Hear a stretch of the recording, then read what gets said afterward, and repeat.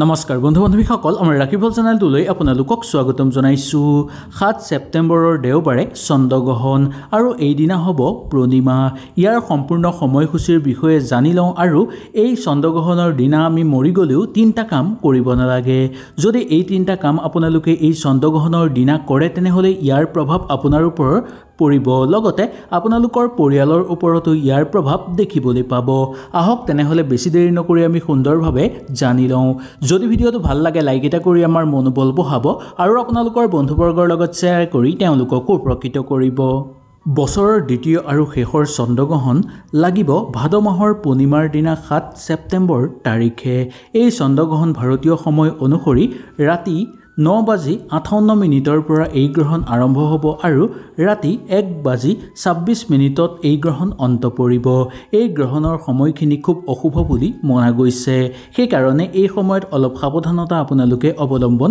কৰিব এক নম্বৰটো এই চন্দ্ৰগ্ৰহণৰ দিনা আপোনালোকে ভুলতো শ্মশানলৈ নাযাব বা শ্মশানলৈ যোৱাটো মানা কৰা হৈছে কাৰণ এই দিনা বেয়া শক্তি বেছিকৈ জাগ্ৰত হৈ থাকে চন্দ্ৰগ্ৰহণ লগাৰ 12 ঘণ্টাৰ আগৰ পৰাই আপোনালোকে শ্মশানলৈ যোৱাটো উচিত নহয় যদি কিবা বিশেষ কাৰণত যাবলগীয়া হয় তেনেহলে যাব কিন্তু কাৰোবাৰ লগত যাব কেতিয়াও আপোনালোকে অকলৈ নাযাব বিশেষকৈ যোন সময়ত চন্দ্ৰগ্ৰহণ আৰম্ভ হ'বলৈ গৈ আছে সেই সময়টো ভুলতো আপোনালোকে শ্মশানলৈ নাযাব কাৰণ এই দিনা ৰাতি ভূত পেটৰ শক্তি বৃদ্ধি পাবলৈ ধৰে আৰু দানৱ বৃদ্ধি পাবলৈ ধৰে এই শক্তিবোৰ বেছিকৈ শক্তিশালী হৈ থাকে এই দিনা আপোনাৰ দিন যদি বেয়া থাকে তেনেহলে এই শক্তিৰ প্ৰভাৱ আপোনাৰ ওপৰত পৰিবলৈ ধৰিব আৰু এই শক্তিয়ে আপোনাৰ ওপৰত আপোনালোকৰ ঘৰৰ ওপৰতো প্ৰভাৱ পেলাবলৈ ধৰিব যাৰ ফলত আপোনালোকে খুব সাৱধানতা অৱলম্বন কৰাটো উচিত এই চন্দ্ৰগ্ৰহণৰ দিনা নহলে আপোনালোকৰ জীৱন ধ্বংস হৈও পৰিব পাৰে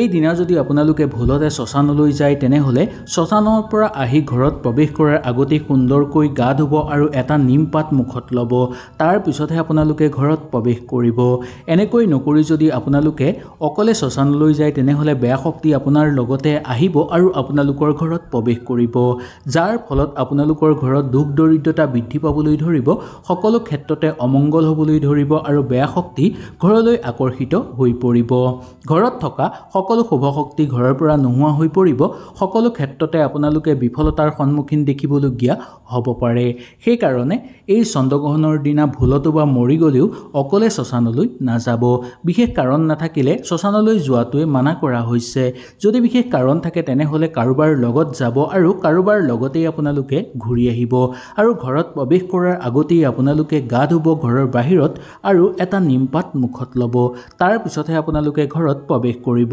এনে নকৰিলে বেয়া শক্তিৰ প্ৰভাৱ সৰ্বাধিক পৰিব পাৰে আপোনালোকৰ ওপৰত যদি আপোনালোকৰ দিন বেয়া থাকে তেনেহলেতো আপোনালোকে বহু বেছি কষ্ট ভোগ কৰিবলগীয়াও হ'বগৈ পাৰে 2 নম্বৰটো এই গ্ৰহণৰ দিনা কেতিয়াও আমি দেৰিলৈকে শুই থাকিব নালাগে সদায় এই দিনা ব্ৰহ্ম মুহূৰ্ততেই আমি উঠিব লাগে আৰু ভগৱানৰ নাম গুণ ল'ব লাগে বা ভগৱানক স্মৰণ কৰিব লাগে এনে কৰিলে গ্ৰহণৰ বেয়া প্ৰভাৱ আপোনালোকৰ ওপৰত কেতিয়াও নপৰিব এই গ্ৰহণৰ দিনা দেৰিলৈকে শুই নাথাকি সোনকালে উঠিব আৰু ৰাতিপুৱা সোনকালে উঠিয়ে আপোনালোকে যদি গা ধুৱাই বা গা ধোৱাৰ যদি অভ্যাস আছে তেনেহলে সুন্দৰভাৱে গা ধুব পাৰিব গা ধোৱাৰ পানীত যদি দুটামান তিল মিহলাই তাত গা ধুব পাৰে তেনেহলে আৰু অধিক শুভ হ'ব এই গ্ৰহণৰ বেয়া ৰশ্মিয়ে আপোনাক কেতিয়াও ক্ষতি কৰিব নোৱাৰিব ইয়াৰ বাহিৰেও এই গ্ৰহণ অন্ত হোৱাৰ পিছতো আপোনালোকৰ ঘৰৰ মানুহে সকলোৱে গা ধুব আৰু সেই গা ধোৱাৰ পানীত যদি দুটামান তিল মিহলাই গা ধুব পাৰে তেনেহলেও আপোনালোকৰ বহু বেছি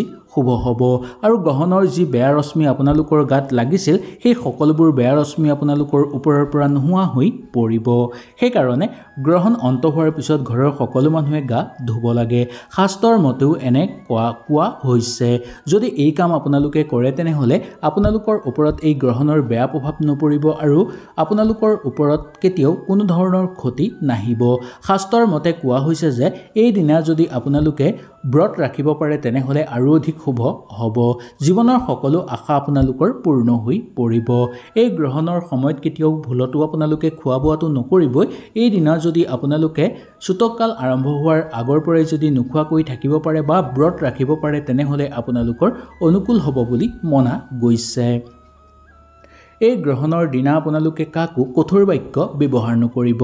সদায় সকলোকে শুৱলা বাক্য ব্যৱহাৰ কৰিবলৈ চেষ্টা কৰিব। কাকো টানকৈ নক'ব বা কাকো আপোনালোকে গালি নাপাৰিব। এনে কৰিলে আপোনালোকৰ ওপৰত বেয়া প্ৰভাৱ পৰিব পাৰে। আৰু শত্ৰুৰ পৰাক্ৰম এইদিনা বৃদ্ধি পাই থাকে, সেইকাৰণে কাৰোৰ লগত তৰ্ক বিতৰ্ক লগাটো আপোনালোকৰ পক্ষে উচিত নহয়। কাৰোবাৰ লগত যদি তৰ্ক বিতৰ্ক লাগে তেনেহ'লে আপোনালোকৰ যথেষ্ট ক্ষতি হোৱাৰ সম্ভাৱনা দেখিবলৈ পোৱা যাব। সেইকাৰণে এই গ্ৰহণৰ দিনা কাৰোৰ লগত তৰ্ক বিতৰ্ক নালাগিব বা তৰ্ক বিতৰ্কৰ মাজতো আপোনালোকে প্ৰৱেশ নকৰিব। ৩ নম্বৰটো, এই গ্ৰহণৰ দিনা পতি পত্নীসকলে শাৰীৰিক মিলনৰ পৰা দূৰত থকাটো উচিত। শাস্ত্ৰৰ মতেও এনে কৰা হৈছে বা এনেকৈ কোৱা হৈছে। যদি এইদিনা মিলন কৰে তেনেহ'লে ইয়াৰ বেয়া প্ৰভাৱ আপোনালোকৰ ওপৰত পৰিব পাৰে। এই মিলনৰ ফলত যি সন্তান জন্ম হ'ব সেই সন্তানৰ ওপৰত বেয়া প্ৰভাৱ পৰিবলৈ ধৰিব বা বেয়া প্ৰভাৱ পৰিব। বেমাৰ আজাৰ সঘনাই হৈ থকা দেখিবলৈ পাব বা স্বাস্থ্যৰ অৱনতি সঘনাই হৈ থাকিব। সেইকাৰণে আপোনালোকে এই চন্দ্ৰগ্ৰহণৰ দিনা পতি পত্নীসকলে বিশেষকৈ মিলনৰ পৰা দূৰত থকাটো উচিত। এইদিনা কেতিয়াও বিবাদ বা কাজিয়া কৰাটো উচিত নহয়। ইয়াৰ পৰা আপোনালোকে অলপ দূৰত্ব বজাই ৰাখিব। বহু সাৱধানতা অৱলম্বন কৰি আপোনালোকে চলিব লাগিব, নহ'লে আপোনালোকৰ নিজৰে বহু বেছি ক্ষতিসাধন হোৱাৰ সম্ভাৱনা দেখিবলৈ পোৱা যাব।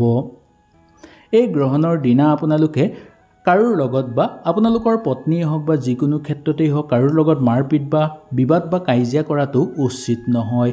যিমান পাৰে শান্ত মনেৰে থাকিবলৈ চেষ্টা কৰিব। আৰু এই গ্ৰহণৰ দিনা আপোনালোকে পতি পত্নীসকলে মিলনটো নকৰিবই, কেতিয়াও সন্তানকো মাৰধৰ কৰাটো উচিত নহয়। এনে কৰিলেও গ্ৰহণৰ বেয়া প্ৰভাৱ আপোনাৰ ওপৰত পৰিব পাৰে। সেই গতিকে খুব সাৱধানতা অৱলম্বন কৰি আপোনালোকে এই গ্ৰহণৰ দিনা চলিবলৈ চেষ্টা কৰিব। গ্ৰহণৰ দিনা ৰাতি যদি আপোনালোকে ঘৰ সাৰিবলগীয়া হয় বা বিশেষ কাৰণত যদি ঘৰ সাৰিবলগীয়া হয় তেনেহ'লে আপোনালোকে সেই জাবৰখিনি কেতিয়াও নি বাহিৰত নেপেলাব। কোনো এটা ঘৰৰ চুকত আপোনালোকে দমাই ৰাখিব, পিছদিনা আপোনালোকে পেলাব। কিন্তু যদি আপোনালোকে গ্ৰহণৰ দিনাই পেলায় তেনেহ'লে বেয়া শক্তিৰ প্ৰভাৱ আপোনাৰ ওপৰত বৃদ্ধি পাবলৈ ধৰা দেখিবলৈ পোৱা যাব। এনেও বেলি অস্ত যোৱাৰ পিছত কেতিয়াও ঘৰ সাৰিব নালাগে বা ঘৰ সাৰিলেও সেই জাবৰখিনি ঘৰৰ পৰা বাহিৰ কৰিব নালাগে। যদি এনে কৰে তেনেহ'লে ঘৰৰ ভিতৰত থকা সকলো শুভ শক্তি ঘৰৰ পৰা বাহিৰ হৈ পৰিব, বিশেষকৈ মা লক্ষ্মী ঘৰ এৰি গুচি যাব। সেই গতিকে এই ভুল আপোনালোকে কেতিয়াও নকৰিব। যদি এনে ভুল কৰে তেনেহ'লে আপোনালোকৰ ওপৰত বহু বেয়া প্ৰভাৱ পৰিবলৈ ধৰিব। ঘৰত দুখ দৰিদ্ৰতা বৃদ্ধি পাবলৈ ধৰিব আৰু ঘৰত অশান্তি বৃদ্ধি পাবলৈ ধৰিব। সকলো শুভ শক্তি ঘৰৰ পৰা গুচি যাব। ঘৰত বেয়া শক্তিৰ প্ৰভাৱ বৃদ্ধি পাবলৈ ধৰা দেখিবলৈ পাব। গ্ৰহণৰ সময়ত কেতিয়াও গৰ্ভৱতী মহিলাসকলে বাহিৰলৈ ওলোৱাটো উচিত নহয় বা গ্ৰহণৰ ৰশ্মি যাতে আপোনালোকৰ গাত নপৰে তাৰ প্ৰতি লক্ষ্য ৰাখিব। সেইকাৰণে গ্ৰহণ লগাৰ আগে আগে আপোনালোকে গোটেই দৰ্জা খিৰিকী বন্ধ কৰি দিবলৈ চেষ্টা কৰিব। সেই সময়ত যাতে গৰ্ভৱতী মহিলাসকলে শুই নাথাকে তাৰ প্ৰতিও আপোনালোকে লক্ষ্য ৰাখিব লাগিব বা গৰ্ভৱতী মহিলাসকলে লক্ষ্য ৰাখিব। যদি বাহিৰলৈ ওলাই যায় তেনেহ'লে সেই গ্ৰহণৰ বেয়া ৰশ্মি আপোনালোকৰ গৰ্ভত থকা সন্তানৰ ওপৰত পৰিব পাৰে আৰু যাৰ ফলত সেই সন্তানৰ ক্ষতি হোৱাৰ সম্ভাৱনা দেখিবলৈ পোৱা যাব পাৰে। সেই গতিকে এই গ্ৰহণৰ সময়ত বিশেষকৈ গৰ্ভৱতী মহিলাসকলে খুব সাৱধানতা অৱলম্বন কৰিব আৰু এই সময়ত আপোনালোকে একো খোৱা বোৱা নকৰিব। হয়তো এই ভিডিঅ'টোৰ যোগেদি আপোনালোকে সুন্দৰভাৱে বুজি পালে। যদি কিবা অসুবিধা পালে নিশ্চয় মোক তলত কমেণ্ট কৰি জনাব। তেনেহ'লে আজিলৈ আপোনালোকৰ ওচৰৰ পৰা বিদায় লৈছোঁ। কালিলৈ পুনৰ আপোনালোকক লগ পোৱাৰ প্ৰতিশ্ৰুতিৰে আজিলৈ নমস্কাৰ।